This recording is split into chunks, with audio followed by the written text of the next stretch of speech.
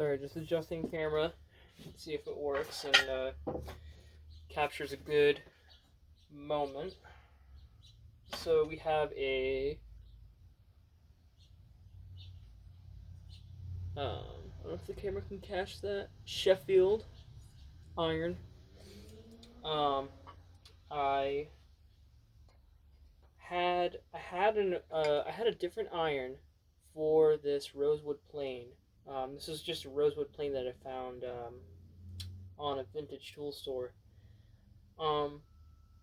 Some things to note is that this is not. This was handmade. Um, it has the stamp of the one who made it, but just the initials. I don't know if you can see it. It has SLM, person who made it. Probably cannot see it. But the only things to note here is that I have with me, I've just started getting into more simplistic stone sharpening for tools. So we have here an Arkansas, a vintage Arkansas, and it's by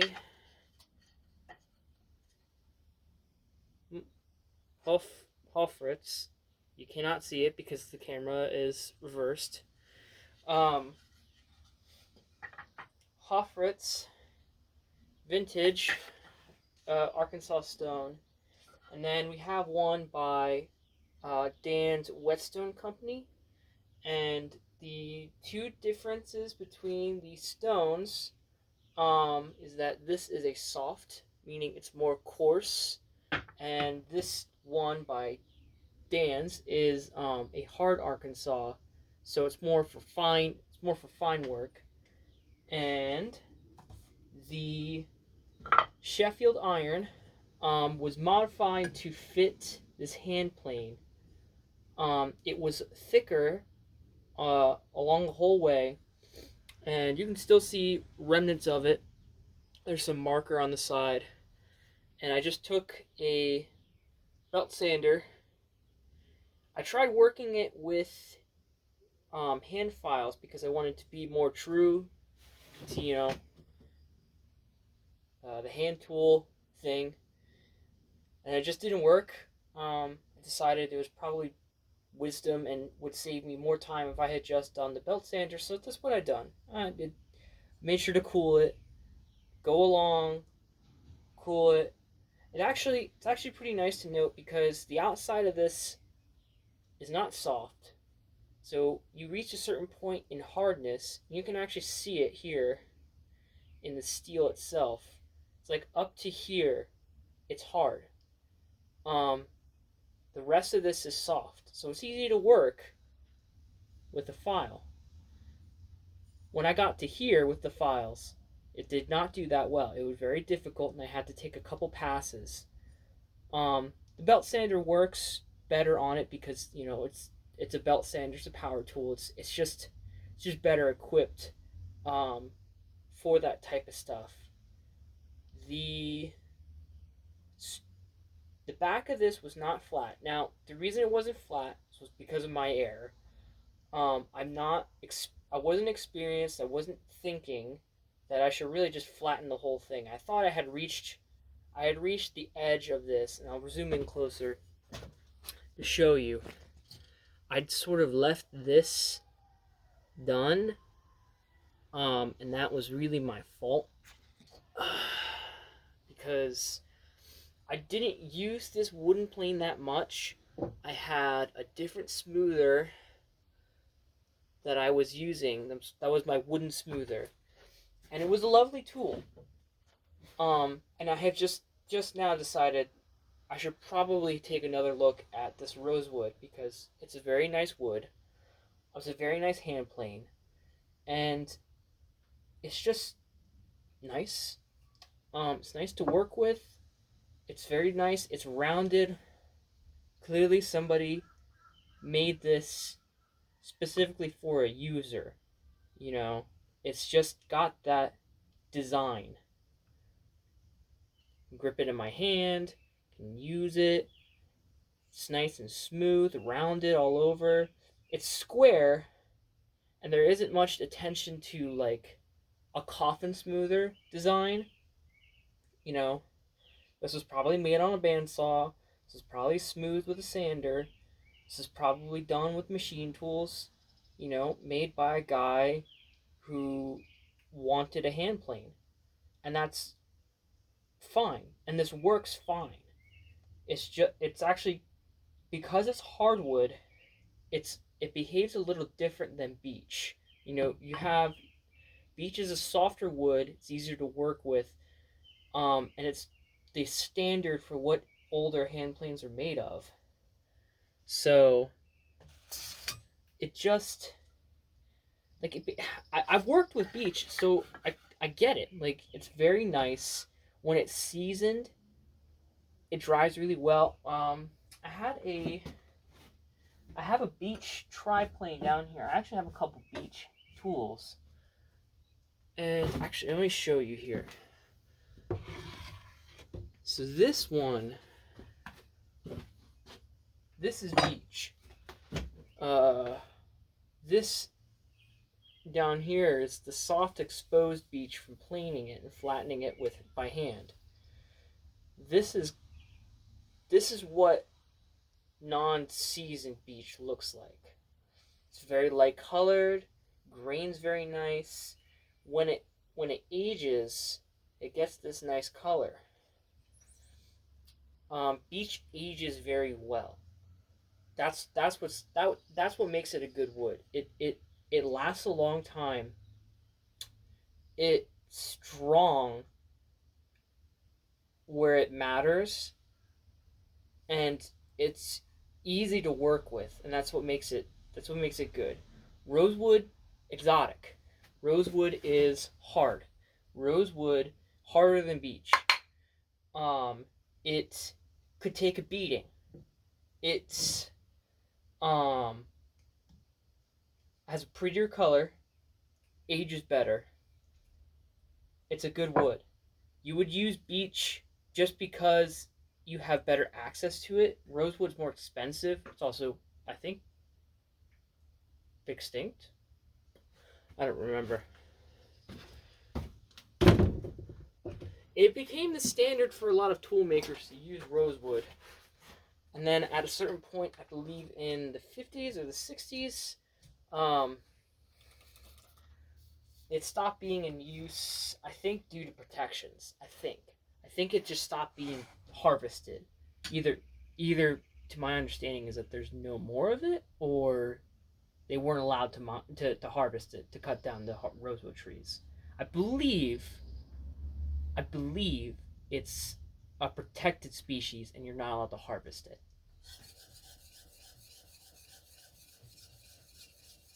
So we are going to the harder Arkansas. The harder Arkansas has finer silicate in it that cuts through the iron not as abrasively. It's a lot like 8,000 grit, like your higher grit sandpaper, so that you can feel it on the stone itself, and that's what makes it good. I also understand that when you apply water and you rub the metal on here, the paste, I've heard it that the paste you develop, the slurry, it fills into the pores to also act as abrasive. That's my understanding of it. So a lot of guys will spritz it, develop their slurry, and then just sort of keep applying water to it.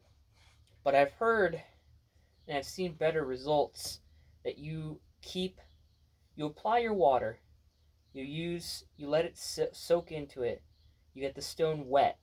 I'm using Windex because that's all I have. It works well. Um, you apply it, you develop your slurry, but then you just let it sit. You don't actually have to water it as quickly. you let your slurry kind of develop, and it cakes in, and it still moves because the stone is still has the water retained.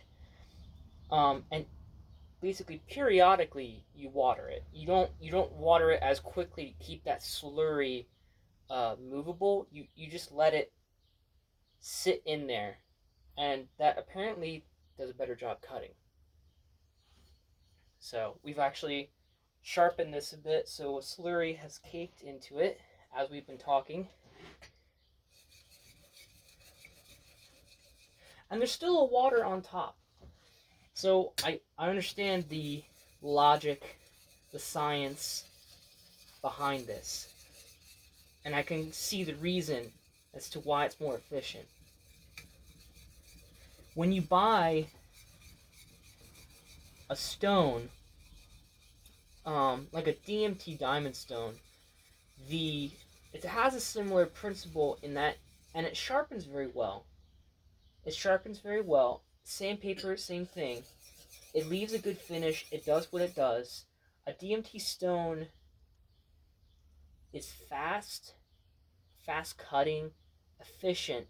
What it does and what it has a tendency to do is as you go over it, the diamonds that are embedded in the plate tend to wear down, and what happens is you get a different grit. And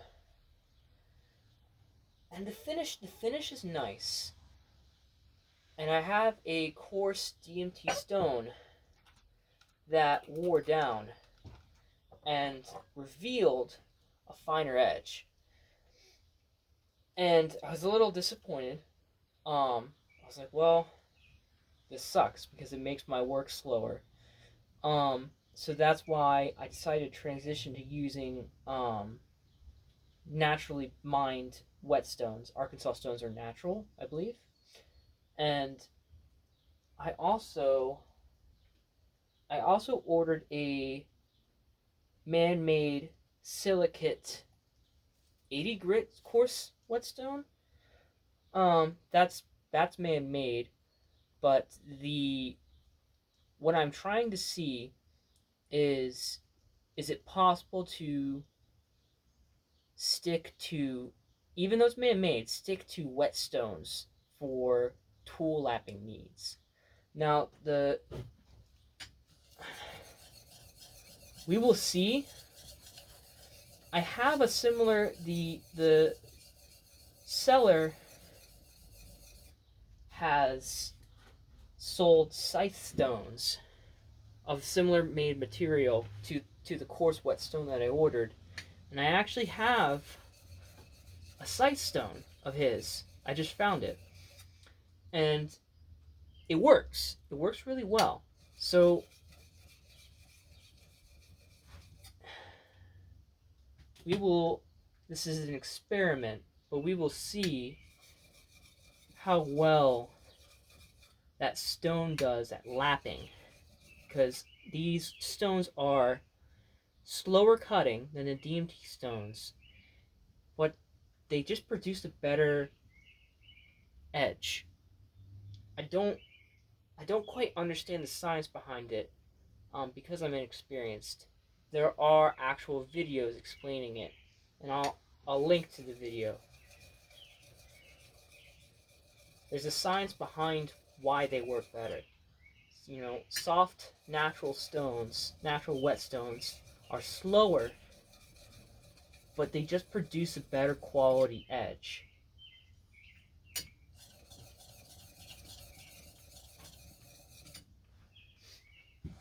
So that's really all. Actually, I'll show the shine. Man, it is polished. It doesn't produce like the finish left on the steel. It's not as good as a DMT. Like a DMT will polish, but for some reason I found that the edge left by this leaves a better finish on a wood surface than a DMT. I don't know why, but I believe that these stones are better. than the DMT diamond plates. So there we go.